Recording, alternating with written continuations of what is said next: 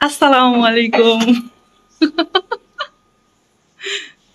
ওরে বাবা, তুমি শাক নিয়ে আসতেছো?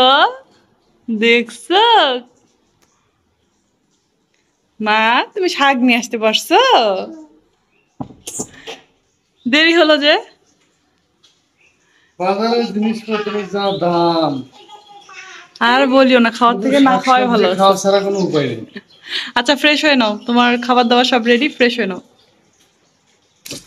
কি ফ্রেশ হওয়া হইলো? আসো আসো। কি করছো রান্না? আর তেমন কিছু না, হালকা পাতলা একটু। কি দেখি? তোমার মেয়েরা বসে পড়ছে। কি খাইতে বসছো? দেখি সারা দেখি আম্মু। এই যে খাবার, এটা স্নেহার আছে থেকে। ও অতটুকু তো হবে না, ওকে তাহলে তুমি প্লেটটা এটা দাও। নাও। আরে ওকে প্লেটটা দাও, ও প্লেটটা নে। ওর আগের বাটিটা সাবা ভেঙে ফেলছে। কি ওই নাও? দিচ্ছ। না, এটা আচ্ছা নাও, তুমি এটা নাও। খিচুড়ি। হুম। আমার ফেভারিট। আরে তুমি বাজার করতে গেছিলা তো, এর মধ্যে তাড়াহুড়া করে করলাম। এই যে খিচুড়ি, এত কিছু করছো?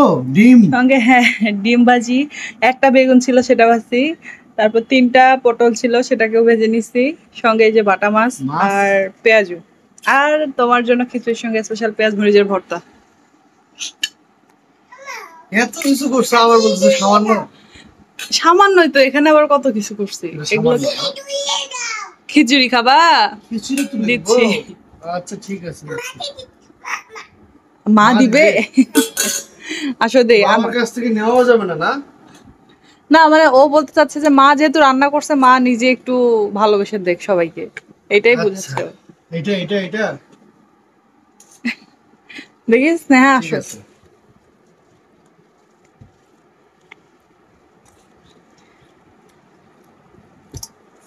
কিন্তু আমি যে গাবলাতে খাই, এটা তো অনেকেই এটা খায় না, তাই না? আবার অনেকেই খায়। কিন্তু কথা হলো কি, আমি কমফোর্টেবল ফিল করি এটাতে।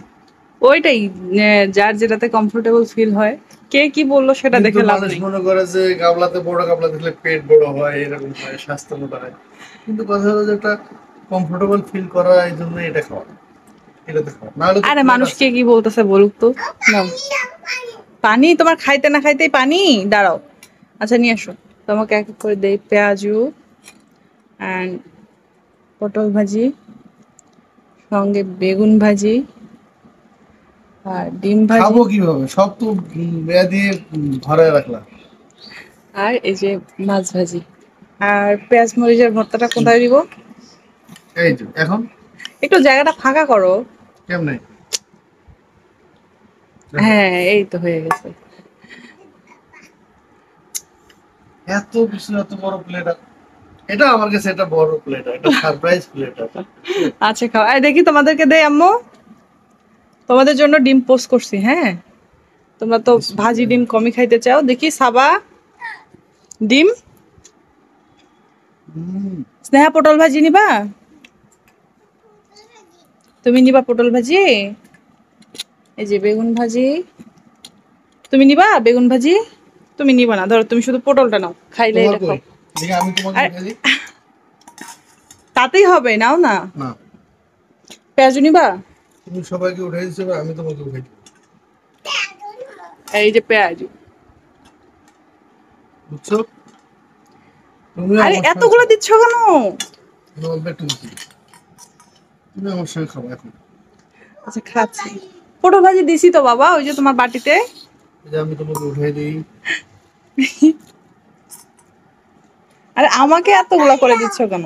এগুলো মানে, তুমি আমাকে যেরকম দিছো তুমি সেরকমই খাও। আজব। বুঝতে পারছো? না আমি তোমাকে একটু খাওয়াই দিই।